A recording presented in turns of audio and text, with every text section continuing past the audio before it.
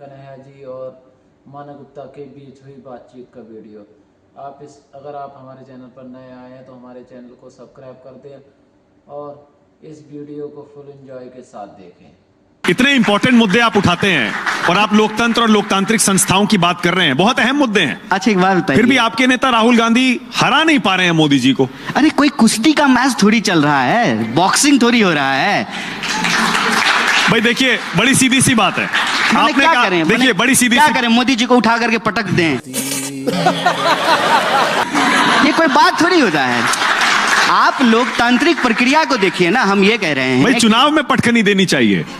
अगर आप ये चाहते हैं कि आप सत्ता में आए और लोकतंत्र को आजाद कराएं, क्योंकि आपके हिसाब से वो नहीं ये सब बेड़ियों में है। मैं कह रहा हूं कि लोकतांत्रिक संस्थाएं पिछले कुछ सालों में, कुछ दशकों में कमजोर हुई है।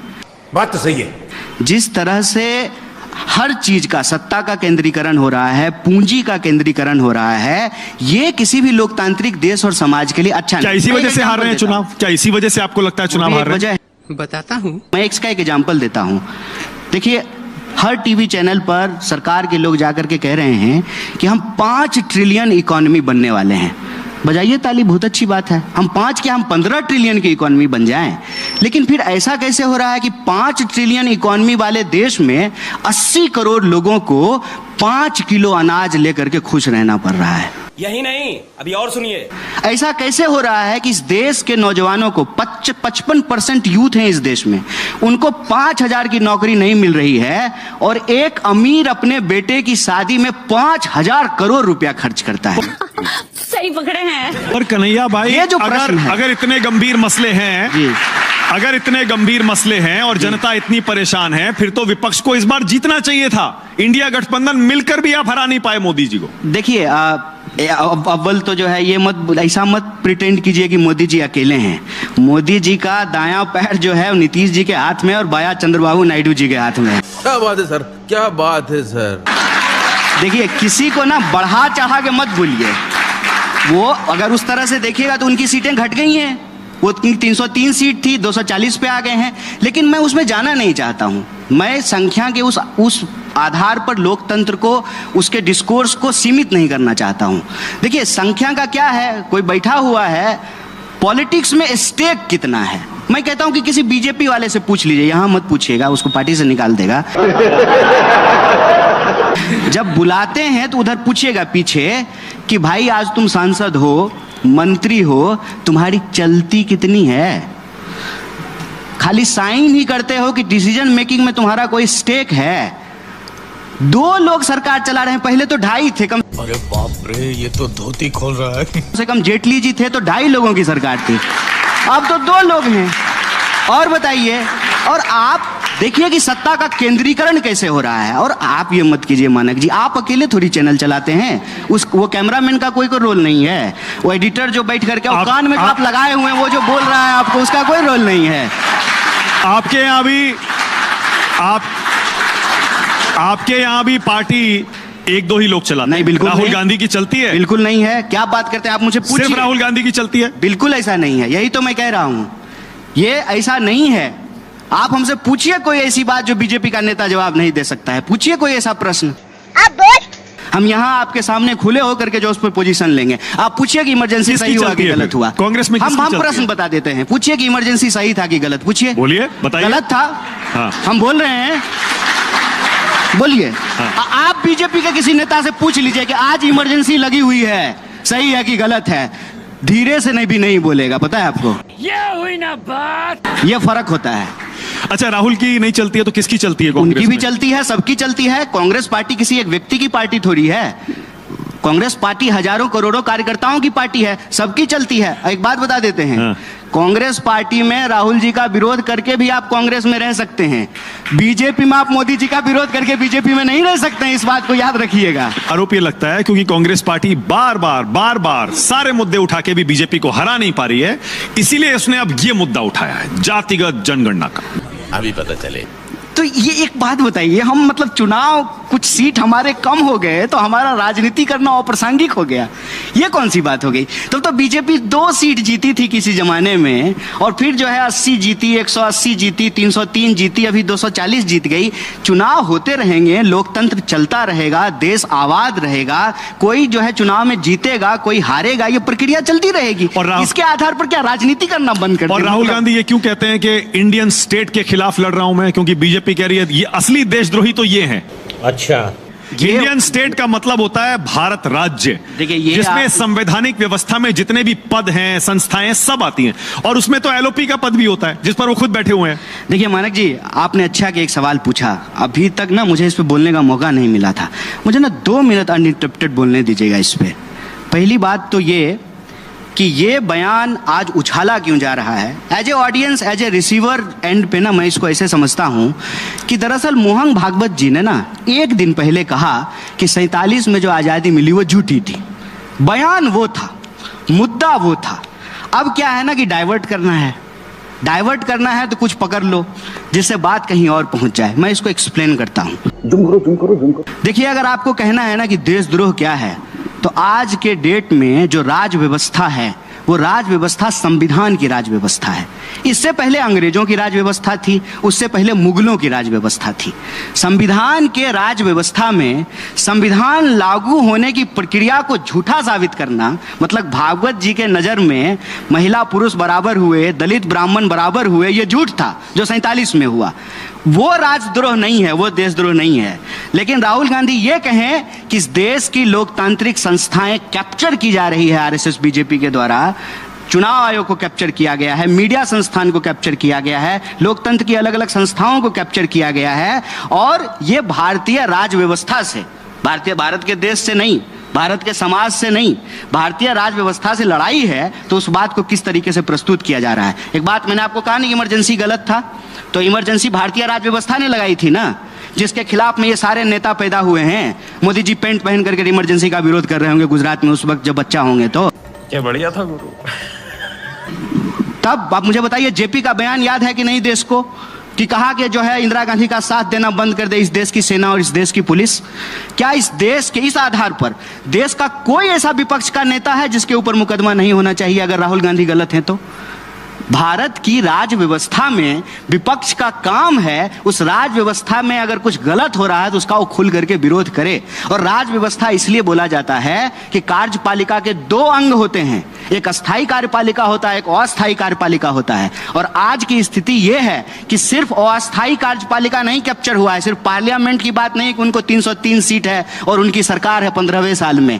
इसकी भी बात है कि चुनाव आयोग पोजीशन नहीं लेती है। बात तो सही है। आप मुझे बताइए कि विधानसभा चुनाव के वक्त और लोकसभा चुनाव के वक्त महाराष्ट्र में 1 करोड़ वोट का डिफरेंस है। नए 1 करोड़ वोटर ऐड हुए हैं। इस सवाल को जब कांग्रेस पार्टी उठा रही है, चुनाव आयोग से पूछ रही है, चुनाव आयोग इसका जवाब नहीं दे रहा है। नहीं जवाब दिया उन्होंने, नहीं दे रहा है साहब। अरे ऐसे 50 सवाल हैं, चुनाव आयोग बोलती नहीं है। और आप क्या बात करते हैं, जिस तरह से हमारे आदरणीय राजीव जी अभी चुनाव आयुक्त बने हुए हैं, कभी भारत के इतिहास में ऐसा हुआ था? लेटरल एंट्री के नाम पे जी सर नमस्ते सर कहने वाले लोगों को हर पोजीशन पे बिठा दिए हैं और कहते हैं कि जो है इंस्टीट्यूशन कैप्चर नहीं हुआ है। बेशर्मो, शर्म करो शर्म। आप अपने दिल पर हाथ रख करके बताइए मयंक जी, आपको डर लगता है कि नहीं लगता है? क्या आप आजाद हैं हर बात बोलने के लिए? हम आजाद हैं क्योंकि हमको जेल जाने से डर नहीं लगता है, हम इसलिए कुछ भी बोलते हैं। क्या बात है सर, क्या बात है सर। जिसको खोने के लिए कुछ है वो आज डर रहा है, और आप कह रहे हैं कि जो है लोकतंत्र में सब कुछ ठीक है। कन्हैया कुमार कुंभ में डुबकी लगाने जाएंगे क्या? अखिलेश जी हो आए हैं, राहुल गांधी और प्रियंका गांधी के बारे में लोग पूछ रहे हैं कि वो जाएंगे नहीं जाएंगे। मैं कन्हैया कुमार से पूछ रहा हूं, जरूर जाएंगे। कन्हैया कुमार कुंभ में डुबकी लगाने जाएंगे क्या? जरूर जाएंगे, लेकिन रील बनाने के लिए नहीं जाएंगे। मेरा देखिए आपसे यही निवेदन है भैया, मैं गंगा किनारे पैदा हुआ हूँ, मेरा घर मेरा गांव गंगा के किनारे है, पढ़ाई लिखाई के जमुना किनारे में हुई है, तो गंगा जमुना का संगम हमारे जीवन धार्मिक है वैसे आप? तो मेरी बात सुन लीजिए, मैं बड़ी इंपॉर्टेंट बात बता रहा हूँ आपको।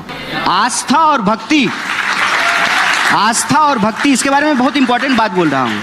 ये ना टीवी चैनल यूट्यूब मोबाइल से पहले धर्म था, भक्ति थी, आस्था था, संगम था, और हजारों साल से लोग वहाँ पे डुबकियाँ लगा रहे हैं। जिस तरीके से आज उसको बदनाम करने की कोशिश की जा रही है, मैं कहता हूँ कि ये किसी के आस्था के ऊपर प्रहार नहीं करना चाहिए, बहुत गलत है। ये बड़ी अच्छी बात कही आप। मैं कह रहा हूं मुद्दा क्या है? मुद्दा यह है भाई साहब, आज सवाल पूछना गुनाह हो गया है। नीतीश कुमार के खिलाफ एक अकेला विद्यार्थी, और बड़े बहुत दुख के साथ ये बात बोल रहा हूं आपको, मुजफ्फरपुर में एक अकेला विद्यार्थी एक सवाल लिख करके एक पोस्टर लेके खड़ा हो गया, अकेला, उसको पकड़ करके जेल में डाल दिया। चीफ मिनिस्टर अभी मध्य प्रदेश का जो है, एक महिला का जो है ना, सामने से जन माइक छीन रहा था। ऐसा लग रहा है कि लोग नेता है कि गुंडा है। रुपया में और देश के नेता में गिरने का कंपटीशन है, और भारतीय नेता अभी भी जो है बढ़त बनाए हुए हैं। कन्हैया, राज सत्ता इतनी पतित हो गई है, राज सत्ता गुंडई कर रही है, अपने लोगों के ऊपर लाठियां चला रही है। बताइए, किसान का अनाज आएगा दिल्ली, किसान का दूध आएगा, किसान की सब्जियां आएगी, किसान नहीं आएगा, उसके लिए कील बोए जाएंगे रोड पे, किसान नहीं आएगा, नौजवान नहीं आएगा। कोई ऐसा राज्य बता दीजिए जहां भर्ती में हो रहे धांधली के खिलाफ नौजवान मार नहीं खा रहा है। You are right, bro. Kanhaiya Kumar, वैसे मुलाकात हुई है कभी मोदी जी से आपकी? ऐसे आमना सामना कभी हुआ है? मोदी जी हमसे क्यों मेलोनी से मिलेंगे, ट्रंप से मिलेंगे, हमसे क्यों मिलेंगे?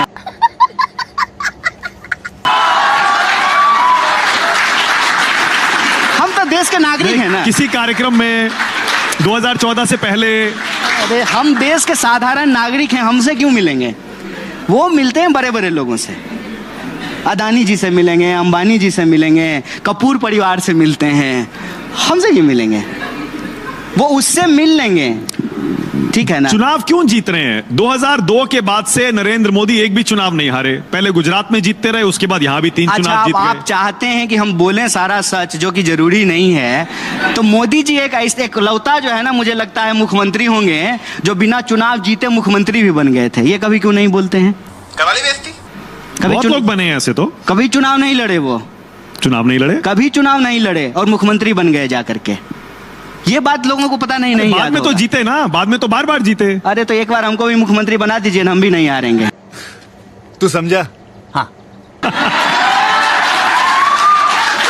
कैसे जीत रहे हैं ये बताइए?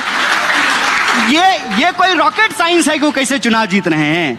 बताइए, 1 घंटा हो गया है, आप 50 बार मोदी जी का नाम लिए। आप बताइए कैसे जीत रहे हैं?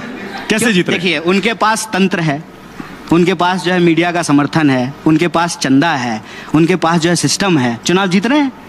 और इस सब के बिना चुनाव होता है क्या? मुझे कैसे भी करके निकाल मेरे भाई, मैं फंस गया हूँ यहाँ। देखें, मोदी जी जब चुनाव जीत करके आए हैं तो कैसा शानदार ऑफिस बनाए हैं, 8,000 करोड़ का हवाई जहाज खरीदे हैं, और बढ़िया चश्मा लगाते हैं, सुंदर मर्सिडीज पर घूमते हैं, और तब कहते हैं कि मैं गरीब हूँ।